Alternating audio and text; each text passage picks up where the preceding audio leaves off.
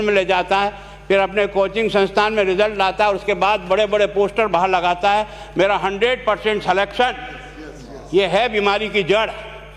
अगर मार करना चाहते हो तो यहाँ करो, तब तो जाकर के इसको कोई रोक सकोगे। बाकी से केवल मन को संतुष्ट करने का काम करो तो ये राजस्थान के उस गरीब बच्चे के साथ न्याय नहीं होगा, जो बड़ी मुश्किल से पढ़ता है, अपने घर में बूढ़े माँ बाप को भूखे मार के पढ़ता है और उसके बाद परीक्षा के लिए जाता है, रोता हुआ घर लौटता है।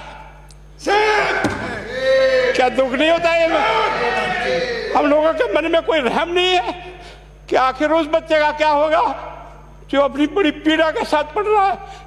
इन सारे पैसे वाले लोगों के पास में आपने सारी सरकारी नौकरियों को भेज दिया। मैं बहुत कड़वा सच बोल रहा हूं। आज जो पिछले 8 साल में नौकरी में लगे ना, उन सब का भी पोस्टमार्टम कराओ, आपको लगेगा आधा फर्जी मामला निकलेगा। कोई है नहीं, कोई सोचने वाला है इस पर कि आखिर उसके दर्द को कौन जानेगा? है ना, जिस प्रकार से हमने परीक्षा के माध्यम से इन पैसे वाले लोगों को उतार करके सारे के सारे उन गरीबों की आशाओं के ऊपर पानी फेर दिया। रात और दिन पढ़ता है, भूखा प्यासा पढ़ता है, घर बेच करके पढ़ता है, खेत बेच करके पढ़ता है, लेकिन जब उसका सिलेक्शन नहीं होता तो जहर खा के मरता है। कोई इस पीड़ा को समझने के लिए तैयार नहीं है। और हम इस कानून को ला करके दुनिया को बताना चाह रहे हैं कि हमने इतना बड़ा कानून कर दिया, इस कानून से कुछ भी नहीं होगा। मैं आज आपको कह रहा हूं, ये जो आपने नए प्रावधान जोड़े हैं, मैं सोचता हूं कि मुझे कुछ बोलने की इच्छा नहीं, मुझे बहुत दुख है इस बात का। क्या होगा ये?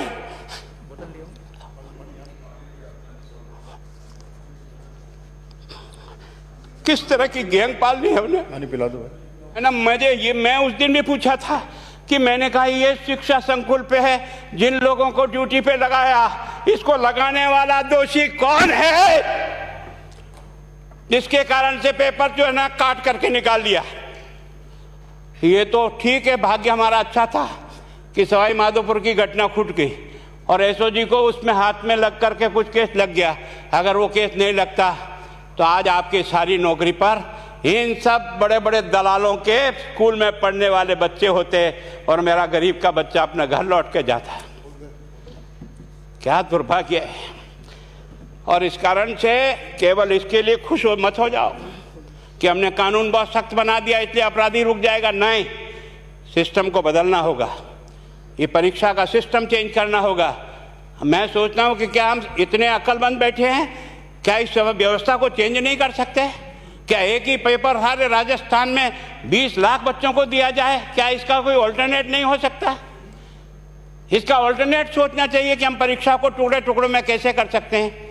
जिले के अनुसार पेपर नहीं, एक नहीं हम 25 पेपर बना सकते हैं। कौन से सेंटर पर कौन सा पेपर जाएगा कोई तय नहीं करेगा कौन सा जाएगा, और हम जो इच्छा होगी उस सेंटर पे पेपर भेजेंगे। और ये जितने भी प्राइवेट कॉलेजों में आपने सेंटर बना रखे उनको बंद करो, इनको तुरंत बंद करिए एक ऑर्डर से।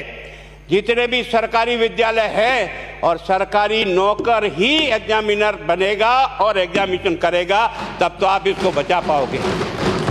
ताकि आप और मैं कितने भी कानून बदल कर दें, आपका वो जांच करेगा, आपका वो अधिकारी आएगा। आपने कहा भाई सेशन जज के नीचे नियुक्ति नहीं होगी, इसके अलग से कोर्ट होगा, बहुत अच्छी बात है। प्रोविजन जो आपने डाले हैं वो स्वागत योग्य, स्वागत करता हूं, पर इन प्रोविजन को लागू तो आप और मैं ही करूंगा, कौन करेगा? जब हम ही ठीक नहीं है तो इन प्रोविजन क्या रोएंगे अंदर बैठे बैठे? जब तक हमारा दिल और दिमाग ठीक नहीं होगा ना, इस बीमारी का इलाज नहीं होगा। हमने शिक्षा के मंदिर को भ्रष्टाचार की भट्टी में जलाकर खाक कर दिया। दुर्भाग्य हमारा, जहां से कोई आशा की किरण दिखती थी उस गरीब को कि चलो मैं अपनी मेहनत से आगे बढ़ जाऊंगा, लेकिन अब वो निराशा में आ गया। उसको लगा कि अब कोई रास्ता नहीं है। और इस कारण से मैं सोचता हूं कि आप जिस भावना से लाया, मैं आपकी भावना की इज्जत करता हूं, लेकिन केवल आपकी भावना इन बेईमानों को नहीं रोक सकेगी। इसको रोकने के लिए हमको सिस्टम को बदल करके और तुरंत उस पर ध्यान करना चाहिए। कानून 302 का बना हुआ है, क्या मर्डर रुक गए? आप भी जान रहे हो, रोज के रोज पोक्सो कोर्ट में आजीवन कारावास हो रहा, क्या व्यभिचार रुक गया? अपराधी को दंड मिल सकता है, अपराध बंद नहीं हो सकता है। अपराध बंद करने के लिए जो सिस्टम होते हैं उस सिस्टम में चलो।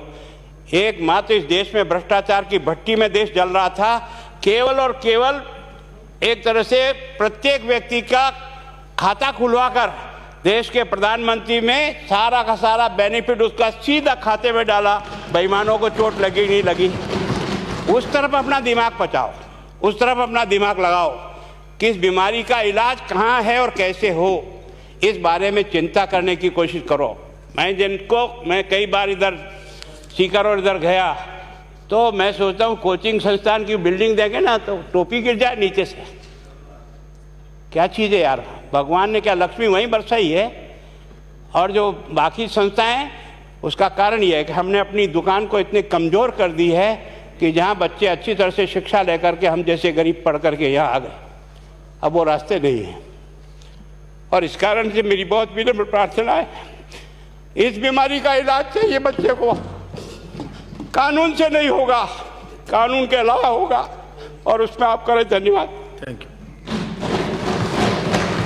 माननीय मंत्री महोदय।